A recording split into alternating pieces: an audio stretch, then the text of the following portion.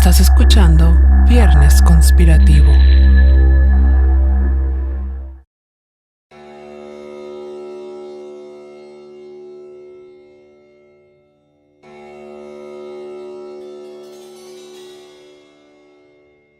Como todos los días, Mahatma Gandhi se dirigía a Birla Bhavan en Nueva Delhi para hacer sus oraciones. Ese día en particular se había atrasado un poco, así que algo molesto decidió recorrer un camino que usualmente no tomaba. Al ver a la multitud que siempre le seguía cuando iba a rezar, sus ánimos cambiaron, se calmó y se dispuso a iniciar las oraciones. Su nieta Manu vio entre la gente a un hombre que portaba un uniforme y tenía una apariencia corpulenta. Este se acercó a Gandhi, pero nadie le extrañó, pues creyeron que iba a tocarle los pies. Manu intentó apartarlo, ya que el sujeto no hacía más que atrasar el rezo. Sin embargo, el hombre se negó, la apartó con brusquedad y en ese instante sacó un arma. Fueron 3 balas las que acetaron el cuerpo de Gandhi, una en el pecho y las otras 2 en su abdomen. Antes de desplomarse en el suelo, exhaló sus últimas palabras: He Ram, oh Dios mío. Mientras la vida se le iba, empuñó una mano y colocó la otra en la mejilla de su asesino, otorgándole el perdón. A las 5:17 de la tarde, Mahatma Gandhi había fallecido.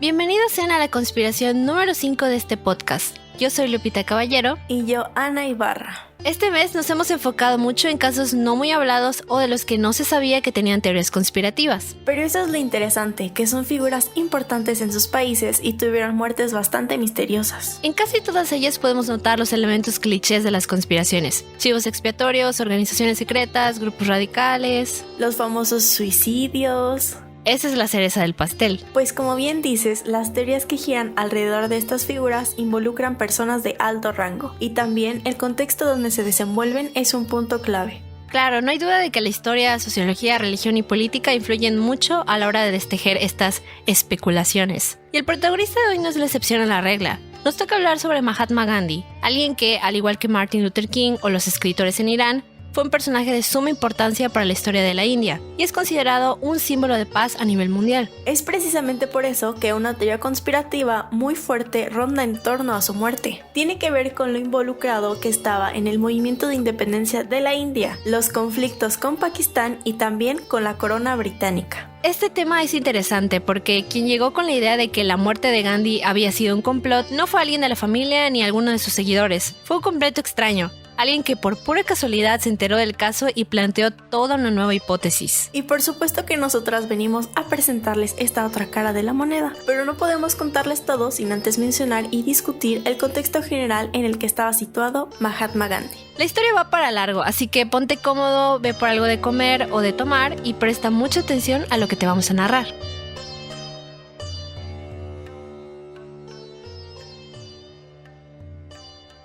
Mohandas Karamchand Gandhi nació el 2 de octubre de 1869 en Porbandar, India Británica. Fue el representante más importante del movimiento de independencia de la India contra el Raj británico. En sus años de juventud, específicamente en su periodo universitario, a Gandhi le surgió la oportunidad de irse a Inglaterra, en donde estudió Derecho en la University College of London. A su regreso, intentó ejercer como abogado, pero la sobresaturación del oficio no le permitiría tener una buena oportunidad hasta 1893, año en donde partió hacia Sudáfrica. Ahí, Gandhi se dio cuenta de lo terrible que era la discriminación hacia los indios y negros. Así que, motivado por este hecho, en 1894 creó un partido político que defendía sus derechos. 22 años después, luego de diversas protestas, logró adquirir poder, respeto y reconocimiento entre las personas. Ya para 1915 regresó a su país natal, en donde los problemas no cesaban. Continuó promulgando sus valores, su visión y filosofía de vida, entre las cuales se encontraba la realización del ahimsa, concepto que aboga la no violencia y respeto a la vida. Desde muy pequeño, por influencia de su madre, aprendió a no hacer daño a ningún ser viviente, a ser vegetariano, a ayunar para purificarse y a ser tolerante con otros credos religiosos. También implementó huelgas de hambre o marchas pacíficas como método de protesta ante el dominio de los ingleses. De hecho, en 1930 surgió a lo que se le denominó como la Marcha de la Sal, un evento donde Gandhi recorrió 300 kilómetros a pie, desde su retiro religioso en Sabermanti hasta Danda, en la costa del mar Arábico. Su intención era denunciar el monopolio con el que el gobierno británico explotaba las minas de sal en la India y el favoritismo que se le daba a las empresas inglesas de comerciarla. Al igual que él, los cientos de seguidores que habían marchado a su lado desafiaron las leyes británicas. Gandhi fue arrestado y puesto en libertad meses después, cuando el virrey Louis Mountbatten decidió reconocer el derecho de los indios a explotar los recursos salinos. Esta protesta fue bien recibida por los liberales británicos, quienes comenzaron a hablar sobre posibles planes de independencia de la India. Sin embargo, esas ideas se vieron opacadas al llegar la Segunda Guerra Mundial, en donde, por desgracia, la India se vio involucrada al ser una dependencia británica. La postura que Gandhi tenía respecto a ello era igual que la que Martin Luther King tenía sobre Vietnam. Al ser un pacifista, reprochaba todo conflicto armado. Gandhi y sus partidarios tuvieron claro que no apoyaría a la guerra a menos que se le fuera concedida la independencia a la India. Pero dentro de todo este contexto bélico, las colonias inglesas aprovecharon para intensificar sus protestas de independencia. Esto, sumado al conflicto religioso-político entre la India y Pakistán, ocasionó que hubieran muchas muertes, detenciones y en general una enorme ola de violencia. Por liderar las protestas y generar un caos en el país, Gandhi fue encarcelado por 2 años, en donde su estado mental y físico alcanzaron niveles deplorables. Fue aquí en donde su nombre de Mohandas cambia a Mahatma. En medio de esta lucha por su independencia, Gandhi recibió del filósofo Rabindranath Tagore el nombre de Mahatma por sus composiciones en sánscrito e hindi. Maha significa grande y Atma es alma. Aunque también se utiliza el término Bapu para referirse a Gandhi, pues este significa padre. Todos los esfuerzos de Gandhi finalmente rindieron fruto, pero con un costo elevado. La presión popular y el final de la guerra hicieron que los británicos accedieran a las demandas de independencia y en 1947 ya eran libres de la corona inglesa. No obstante, la India terminó dividiéndose y de ellos surgieron 2 países hoy enemistados: la India, de mayoría hindú, y Pakistán, de mayoría musulmana. Creo que la India, al igual que muchos países tercermundistas, sufrió una gran explotación y abuso por parte de sus colonizadores, en este caso los británicos. Como dato general, les cuento la razón por la cual Gran Bretaña estableció su dominio en la India. Fue más que nada por el comercio, ya que en Oriente había cosas que en Occidente no tenían, tales como el té, algodón, la sal, el opio, y pues para poder llevar todo esto a Europa necesitaban una ruta marítima. Entonces, los británicos aprovecharon que había conflicto interno en la India y fundaron sus colonias. De aquí surge la Compañía Británica de las Indias Orientales. Este concepto aplicaba para los empresarios ingleses. Fueron ellos quienes monopolizaron el comercio en la India a manera de representación del Imperio Británico. Y ya después de esto surgió el denominado Raj británico. Este sí era un sistema colonial directo en donde su gobierno mandaba en India, y era lo que Gandhi buscaba destituir, ya que los británicos abusaban de sus recursos naturales y los comerciaban como si fueran propios. Es por ello que surgen protestas como las de la Marcha de la Sal. Sumado a eso, estaba el conflicto que tenía la India con los musulmanes, en donde los hindúes querían sacarlos del país y por ello había una enemistad muy fuerte con la que Gandhi no concordaba para nada. Básicamente el problema es por territorio y por ideologías. Una parte era más musulmana, había más habitantes musulmanes, y en la otra había más habitantes hindúes. Entonces, básicamente por eso es que se divide el territorio. Hace poco vi una serie india que se llama Un Buen Partido y trata sobre esta chica a la que su familia le está buscando un esposo porque ella es la hija menor y es la única que falta por casarse. Pero la cosa se complica cuando ella se enamora de un musulmán y claramente su familia no está de acuerdo con esto. Curiosamente, esta serie está ambientada en los años 50, tan solo 3 años después de la independencia de India, así que sí hablan sobre la separación que tienen con Pakistán y sobre todo este conflicto que hubo con los británicos. Lo que me parece interesante de la serie es la manera en la que presenta la problemática con los musulmanes, tanto en la parte ideológica y social como en la política, porque hay una escena que muestra cómo en un festival hindú aparece un grupo de radicales y estos comienzan a hacer desastres, incendian y rompen cosas, y llega un punto donde todo se vuelve más violento, ya que estos radicales están cazando a los musulmanes e inician diversas protestas exigiendo que los saquen del país. Hasta antes de investigar yo no entendía el por qué había una rivalidad entre ambos países. Solo sabía que no se llevaban bien, pero no el trasfondo de la historia. Y ya después de ver múltiples videos y de leer varios artículos me fui dando cuenta de que sí, en efecto, es como tú mencionaste, todo este problema es por ideología y territorio. Y en este último punto hay algo importante a mencionar, que es la región de Cachemira. Este lugar, hasta el día de hoy, es una disputa entre ambos países porque Cachemira podía elegir pertenecer a la India o a Pakistán, pero en el año 1947 el gobernador Murarji Singh eligió a la India y esto ocasionó una guerra que duró 2 años y posteriormente siguieron habiendo conflictos. Y es que Cachemira en su mayoría es musulmana, a diferencia del resto de la India que es hindú. Entonces los habitantes de esta región no querían ser administrados por el gobierno indio. Prefieren o ser independientes o ser parte de Pakistán. Esa es la razón por la cual siguen en un conflicto grandísimo. Además de que ambos países utilizan armas nucleares para enfrentarse entre ellos. Y Cachemira se ha vuelto una zona bélica tristemente. Desde 1947, ya más de 70 años desde que pasó todo esto de la independencia, no se ha solucionado este problema. Sí, o sea, la mayor parte de la población de Cachemira es musulmana y pertenecen a esta parte del gobierno hindú. Entonces como que sí, o sea, obviamente estaba pensando respecto al conflicto y dije, pues quizá esta población debería irse a Pakistán, pero después pensé, ¿por qué deberían de dejar su lugar de origen simplemente por su religión? Ya sabes. Entonces creo que este territorio es de los habitantes que están ahí y creo que quienes deberían tomar la decisión más allá de Pakistán o la India debería ser Cachemira en sí, ¿no?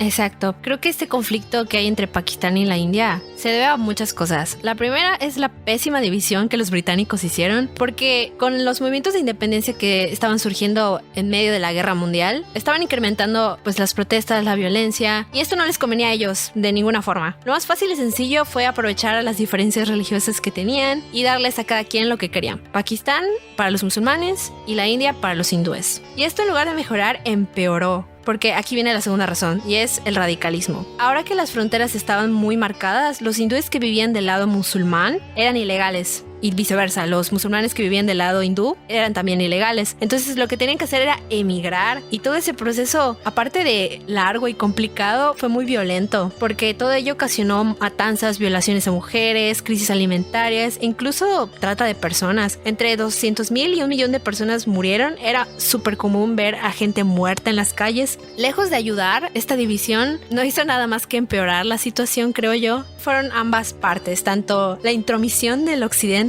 de los británicos como el radicalismo religioso que se estaba viviendo. Pues sí. Ahora bien, ya que hablamos sobre todo este conflicto de India, Pakistán y la colonización inglesa, creo que es momento de ahondar en la muerte de Gandhi, porque muchos tuvieron que ver los puntos que mencionamos con anterioridad, sobre todo el contexto tan tenso y bélico que se estaba dando en los 40s. Y también el radicalismo toma un rol importante en todo esto. Regresemos a 1948, un año después de la independización de la India. Ya comentamos que Gandhi no estaba tan contento con todo esto de la división del país. De hecho, pasó varios meses aislado en su residencia en Calcuta y para el 31 de enero de ese año, Gandhi se dirigía a un rezo como era habitual en su rutina. Para cuando llegó a Nueva Delhi y se dispuso a comenzar sus oraciones, un hombre llamado Nathuram Godse le asestó 3 disparos que acabaron con su vida de manera instantánea. "He Ram", exclamó. Con la mano en la mejilla de su asesino, se desplomó muerto en el suelo. Godse no puso resistencia cuando el jardinero Raghu Naik lo tacleó. Tampoco se inmutó de los golpes que estaba recibiendo por parte de los seguidores de Gandhi. Era como si no le importase. Godse, junto con su cómplice Nayaran Apte, fueron aprehendidos y llevados al juicio en mayo de 1948. Ahí, Godse admitió haber asesinado a Gandhi porque consideraba que éste estaba sacrificando los intereses de la India para beneficiar a los musulmanes. También creía que Gandhi era el responsable de la división de la India, pues él al principio no estaba muy contento con la partición que los británicos proponían, pero fue Sardar Patel, una persona de confianza para Gandhi, quien finalmente le convenció a acceder a que la India se dividiese. Godse consideró esto una traición a la patria, así que sin dudarlo apretó el gatillo. Tanto él como Apte y los otros 7 cómplices fueron ahorcados en 1949. Otra versión de la historia apunta a Vainak Damodar Savarkar como el instigador del crimen, ya que él era el presidente del partido ultraderechista Mahasabha, pero como no había ninguna prueba contundente, nunca se presentaron cargos contra él. Se dice que Godse y sus cómplices seguían las órdenes de ese presidente. ¿Tú qué piensas? Me recuerda el caso de Martin Luther King, donde Rey fue un peón en un tablero de ajedrez y detrás del asesinato pues hubo algo más grande. Pienso que sí, en definitiva Godse no actuó solo, tenía cómplices y además él pertenecía a esta organización radical llamada Rashtriya Swayamsevak Sangh. tampoco descarto el hecho de que él se haya aliado con los demás enemigos que Gandhi tenía, que en este caso es el partido ultraderechista. Él, como figura política, había tenido ya muchos intentos de asesinato y me parece lógico que los mismos indios, sobre todo los radicales, vieran su visión de inclusión y aceptación con los musulmanes como algo ofensivo, porque lo que estos grupos buscaban era que la India fuera solo de ellos, que no hubiera musulmanes. De nuevo, todo por este conflicto religioso que tenían, que no los querían, los discriminaban. Recordemos que los musulmanes eran una minoría en la India, eran solamente una cuarta parte, entonces había mucha discriminación hacia ellos y pues no tenían las mismas oportunidades. Cosa buena para los radicales, pero Gandhi no opinaba eso, así que creo que fue tan fácil como aliarse y deshacerse de él. Pues sí, creo que al momento de que Gandhi quería tener esta convivencia, punto, de musulmanes él y los hindúes, como que dejaron de ver a Gandhi como un aliado, por lo tanto lo comenzaron a ver como el enemigo por el hecho de que estaba defendiendo solamente a los musulmanes. Entonces, por lo tanto, pues se terminó viendo como esta figura a derrocar. Pero aquí viene la teoría de la que les estábamos platicando al inicio, y se trata de una que fue elaborada por el ingeniero Pankaj Patnis. Esta persona, por casualidad de la vida, alquiló en 1996 la que era la vivienda de Vainak Damodar Savarkar, a quien se señaló como posible culpable de la muerte de Gandhi. Al enterarse de esto, a Patnis le entró la curiosidad de averiguar más sobre el crimen, así que por alrededor de 2 décadas inició una investigación al estilo Sherlock Holmes. Esto suena a chiste, pero como dirían, es anécdota. Lo sé, y la verdad no suena tan descabellado lo que dice. Según él, el día que Gandhi fue asesinado, no fueron 3 balas las que asestaron su cuerpo, sino 4. Y no fue el único que sostuvo este argumento. Los medios Free Press Journal, Reuters y Loksata cuentan 4 disparos. Times of India también informó: el padre de la nación ha sido disparado 4 veces. The Guardian narra 4 disparos, aclarando que el último fue un intento fallido de suicidio por parte de Godse. Pattis cree que pudo haber un segundo asesino y una supuesta 4ª bala disparada desde un arma distinta a la de Godse. 4 reporteros de diferentes medios, según, afirmaron haber oído ese día 4 disparos.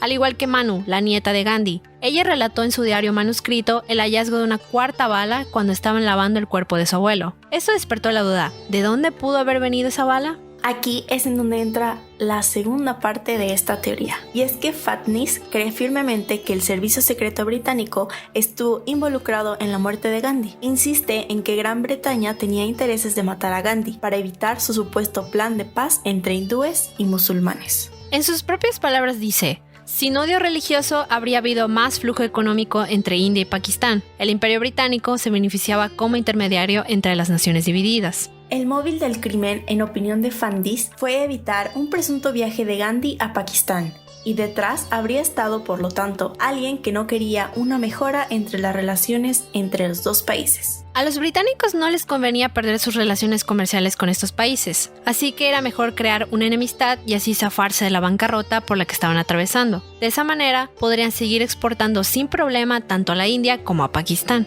Ahora, dentro de todo esto, hay que hablar sobre el arma homicida. Godse utilizó una pistola semiautomática Beretta M1934, pero resulta que este tipo de arma fue exclusiva para las fuerzas militares de Mussolini. Esa Beretta, acorde al libro The Men Who Killed Gandhi, dice haber sido incautada por las tropas británicas a las fascistas en Abisinia, en la actual Etiopía y Eritrea. Aunque no explica cómo llegó a manos del contrabandista que se la vendió a Godse, para esto el ingeniero Patnis tiene una hipótesis: una conspiración orquestada por el Imperio Británico. Su teoría parte de una suposición y 2 evidencias ignoradas por la Comisión de Kapoor. La primera se trata del diario de la nieta de Gandhi, Manu, quien relata cómo Godse visitó la estancia de Gandhi el mediodía del 30 de enero, horas antes del asesinato. La segunda es el informe policial de la comisaría de Alwar, la cual documentó la presencia de un extranjero en Birla Bhavan, lugar donde ocurrió el crimen. Este se encontraba distribuyendo folletos informando del asesinato a las 3 de la tarde, unas 2 horas antes de que Gandhi fuera asesinado. La última suposición de Patnis se deviene de una presunta comunicación entre la embajada británica en Moscú y la Oficina de Relaciones Exteriores de Londres en febrero de 1948. Según la petición, la misiva registra una conversación entre Vijay Lakshmi Pundit, embajador de India en la Unión Soviética, y sus contrapartes del este de Europa, en la que se implica Reino Unido en el asesinato. De ahí, Fatnis deduce la implicación de la agencia secreta británica Force 136, nombre clave para el Ejecutivo de Operaciones Especiales, SOE, organización que realizaba operaciones de sabotaje en el territorio ajeno durante la Segunda Guerra Mundial. ¿Cómo te quedó el ojo con eso? Esto es muy conspirativo por la parte de que ya andaban repartiendo sus folletitos de que ya está muerto Gandhi y él muy tranquilo en su casa. O sea, es como este libro de García Márquez de... ¿cómo se llama? Crónica de una muerte anunciada. Una crónica de una muerte anunciada, ándale. Sí, que trae todo el suspenso de que ya sabe que se va a morir, pero no sabe en qué momento, ni cómo, ni cuándo. Ah, sí, a esto me recordó esa parte. Aquí hay cosas en las que no concuerdo y otras en las que digo tal vez. Primero que nada, no estoy tan segura de si la India y Pakistán hubieran solucionado sus problemas así tan rápido y fácil. Los problemas religiosos no son algo que puedas tratar en cuestión de un año. Esto ya lleva un montón de tiempo, así que el conflicto que se tenía no habría desaparecido en un abrir y cerrar de ojos. Ni el mismísimo Gandhi hubiera sido capaz de lograrlo en tan poco tiempo. Ahora bien, concuerdo con el hecho de que a los británicos no les convenía perder sus tratos comerciales con ambos países, pero a menos de que tuvieran una certeza que los musulmanes iban a acceder a este supuesto tratado de paz, no creo que fueran ellos los principales hostigadores de este crimen. Pienso más bien que jugaron un rol secundario. Tal vez ya sabían con antelación del asesinato, y como les convenía que hubiera una división, no dijeron nada, y accedieron a ayudar a los principales asesinos. También, esto de las 4 balas, pienso que sí es una posibilidad bastante fuerte, sobre todo porque un testimonio es el de la nieta de Gandhi, y dudo mucho que ella tuviera razones para mentir. Al momento en que pasó eso, pues no estaban solos, había muchísima gente, entonces creo que no se puede confundir el sonido de un disparo. Por lo tanto, si se escucharon 4, es porque fueron 4. Sí, y además con esto que ya mencionaste de que con antelación ya estaban avisando, igual da mucho que pensar, ¿no? Entonces creo que los británicos pudieron haber estado involucrados.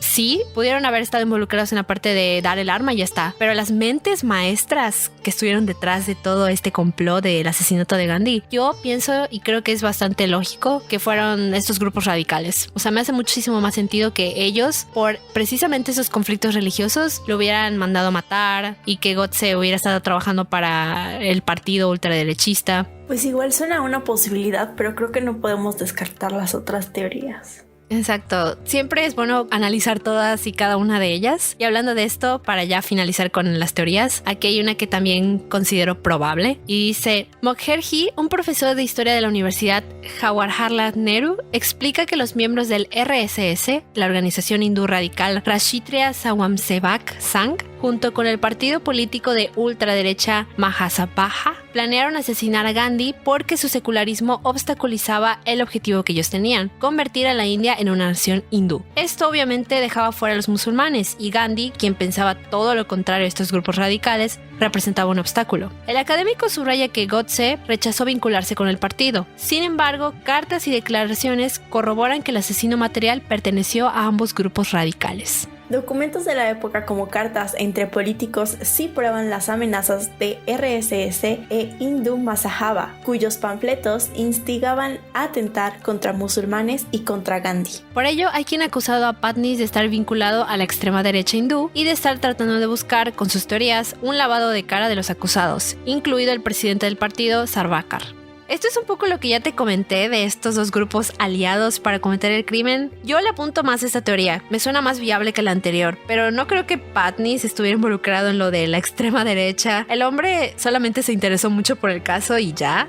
Pues es que es así, o sea, el hecho de que él ya se haya puesto a investigar un poco más que los demás, como que ya igual ya lo hacen ver como...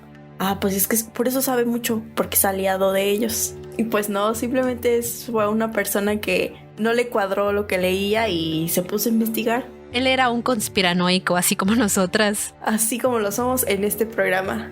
Exacto. Aunque el pobre lo tacharon de loco, ni siquiera los hijos o demás descendientes de Gandhi creían la teoría conspirativa del servicio secreto británico. Todos ellos apuntaban a los radicales como los culpables, así que esto sigue permaneciendo como una mera especulación. De todo esto podemos concluir que definitivamente Gandhi tenía varios enemigos, tanto como grupos radicales que no estaban de acuerdo con que tuviera estas ideas de que musulmanes y los hindúes podían hacer la paz. Entonces, por lo tanto, se vio en la mira de todas estas personas y fue tagueado como el enemigo. El caso de Gandhi es otro que nos muestra las consecuencias más fatales de lo que el radicalismo puede ocasionar. Una persona con una filosofía de vida pacífica, inclusiva, respetuosa, que solamente quería que todos pudieran coexistir, pues fue asesinada por un grupo de personas que en definitiva no querían eso y solamente apelaban a sus intereses, sin inmutarse de los demás. Estos crímenes de odio, aunque sí tienen una razón religiosa detrás, también se puede responsabilizar a quienes fueron intermediarios, en este caso a los británicos. Mucho tuvieron que ver con todo lo que pasó entre la India y Pakistán, más que nada el abuso que sufrieron durante tantísimo tiempo. No fue solamente un conflicto interno, pienso que también fue algo externo. Pues sí, al momento de verse involucrado esta parte de la exportación y eso, pues obviamente también tiene que ver un poco el extranjero, no simplemente los problemas que tenía la India. Así es. Y tristemente este es un conflicto que hasta el día de hoy sigue. Ya vimos que Pakistán y la India son enemigos. No estoy segura si algún día van a poder reconciliarse y dejar de lado esas diferencias, pero esperemos que sí. Para esta investigación usamos varios artículos, entre los cuales destacan los de La Vanguardia, BBC y El Mundo. Igual tuvimos que ver múltiples videos que explican el conflicto entre India y Pakistán porque es bastante complejo de entender. Les estaremos dejando todos los links en las redes por si gustan informarse un poco más al respecto de este tema. Si tienen algo que agregar, alguna postura que tengan o algo que nosotras no hayamos mencionado en este episodio, nos pueden mencionar a través de nuestras redes sociales, que les vamos a dejar un linktree que las va a direccionar a todas las redes sociales que tenemos, a Facebook, a Instagram, a nuestro grupo de Facebook y también a otras plataformas en las que nos pueden escuchar. Esperamos les haya gustado este capítulo. No olviden compartir, dejar comentarios y seguirnos en las redes. Que tengan un buen fin de semana y nos vemos a la próxima.